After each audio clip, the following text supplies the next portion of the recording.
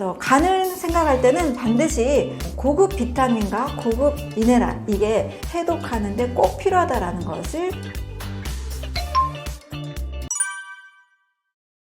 과일로 간을 해독한다라는 개념은 식후 과일이 아닌 식사 과일, 식전 과일로 드시는 방법입니다. 한국인들의 이 디저트 문화가 식후에 과일 먹는 습관이 있어요. 그런데 저는 식후 과일은 독이다. 왜냐하면 식사 중에도 다양한 음식을 먹잖아요. 밥도 먹고 김치, 나물, 여러 가지 고기, 다양한 음식을 먹었는데 이후에 또 과일이 들어오게 되면 과일의 당과 또 식사 중에 먹은 섬유질 만나서 이 위 안에서 발효가 일어납니다. 그래서 식후에 과일 먹고 가스가 차는 분들 계시고, 이렇게 장기간 이 습관이 지속되게 되면 그 가스가 몸에서 이제 발효라는 거는 당이 시간이 지나면 알코올로 바뀌는 성질이 있죠.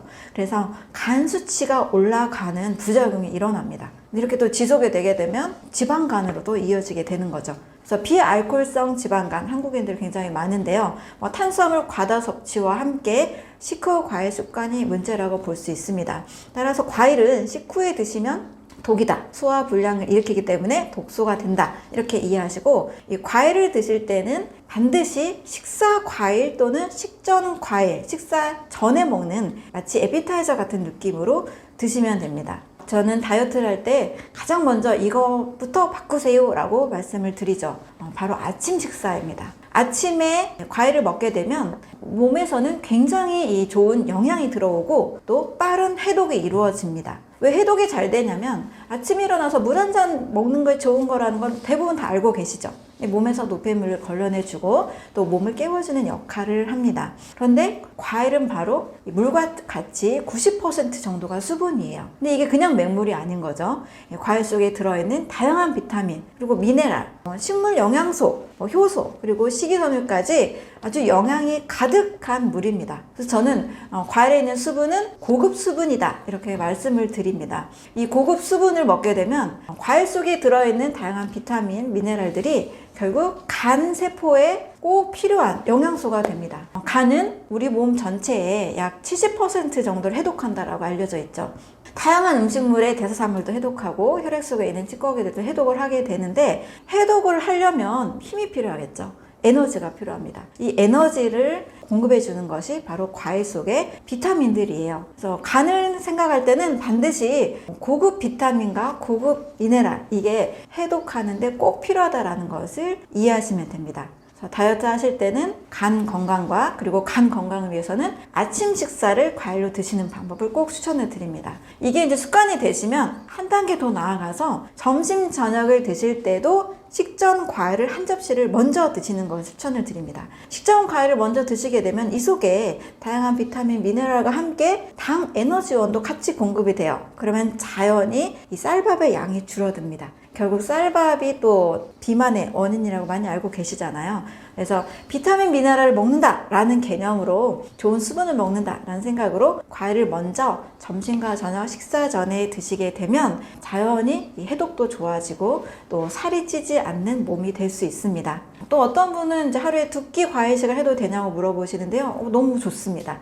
2끼까지는 저는 과일 식사를 하게 되면 유인원의 주식이 과일이죠. 이 유인원들이 먹는 식사법과 거의 비슷해지게 된다고 생각을 해요. 그래서 소화효소가 별로 많이 필요하지 않아요. 자극이 안 되고 몸이 에너지를 보존할 수 있기 때문에 염증을 해결하고 면역력을 올리고 또 비만세포를, 체지방을 분해하는 다이어트에 더 좋은 효과가 있습니다. 첫 번째는 아침 식사를 과일로 바꾸는 방법, 두 번째는 식사 전에도 한 접시 과일을 드시는 방법, 세 번째는 하루에 2끼까지 과일 식사를 하는 방법, 다이어트에 아주 좋은 과일 식사법이 되겠습니다.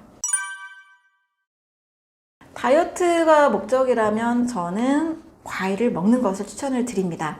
물론 간헐적 단식이 굉장히 몸에 좋습니다. 하루에 거의 16시간에서 18시간을 음식을 먹지 않고 나머지 시간에만 식사를 하시기 때문에 몸이 이 쉬는 동안에 자가 포식이라는 작용이 일어나면서 노폐물을 제거하고 또 노화세포를 제거하고 몸이 젊어지는 그런 좋은 효과가 있습니다.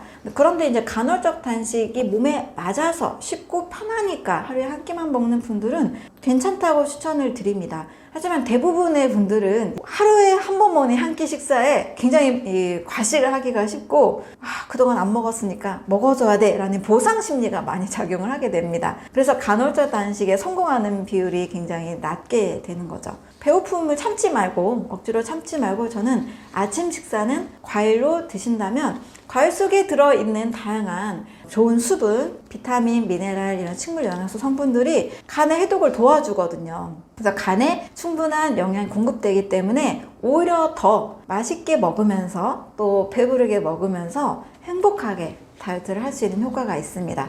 간헐적 단식이 너무 좋은 분들은 그냥 그렇게 하시도록 저는 선택권을 드리고, 좀 참기 힘들고 그래도 좀 아침에 에너지를 얻고 싶다, 또 나는 지속적으로 꾸준하게 건강한 습관을 만들면서 다이어트를 즐겁게 하고 싶다, 이런 분들에게는 저는 꼭 아침 식사를 과일로 드시는 게 더 좋습니다 라고 말씀을 드립니다.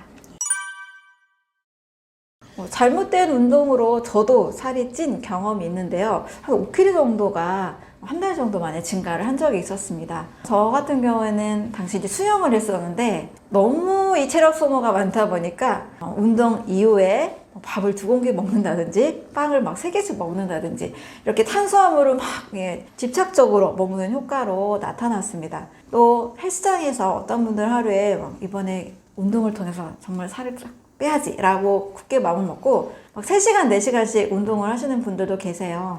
그런데 건강한 분들이 그렇게 지속적으로 3, 4시간 운동하는 건 상관이 없지만 오랫동안 살이 쪄왔고 염증도 많은 상태였습니다. 이런 상태에서 운동을 하게 되면 체력이 굉장히 더 떨어지게 되고 더 지치게 되고 이후에 오히려 아팠던 증상들이 더 심해지는 역효과가 나타나게 되는 거죠. 그래서 운동은 반드시 내 몸의 상태에 맞는 운동을 설계해야 됩니다. 건강이 약한 상태에서는 장시간 걷는 거나 뛰는 것이 무리가 될 수 있어요. 그래서 체력이 약하다 이럴 때는 좋은 음식을 먹으면서 스트레칭 정도, 또 제자리 걷기 정도의 가벼운 몸에 좀 유연함을 주고 근육을 약하게 훈련시키는 그런 운동법이 더 좋을 수가 있습니다. 또 이제 추운 겨울에 너무 또 바깥에서 요즘 또 맨발 걷기가 너무 또 유행이다 보니까 날씨가 추운데도 불구하고 굳이 밖에서 맨발 걷기를 하시게 되면 추운 겨울철에는 혈관이 굉장히 또 예민한 시기입니다. 또 혈관 수축이나 또 체온이 또 갑자기 떨어질 수가 있기 때문에 급격한 운동들은 굉장히 삼가해 주시는 것이 좋습니다. 그래서 운동을 설계할 때는 내 체력에 맞는 운동, 몸이 좀 약하다 그럴 때는 지나친 운동 설계를 하기보다 가볍게 시작해서 체력이 어느 정도 증가했을 때 운동도 같이 좀 강도를 높여주는 것이 더 좋습니다.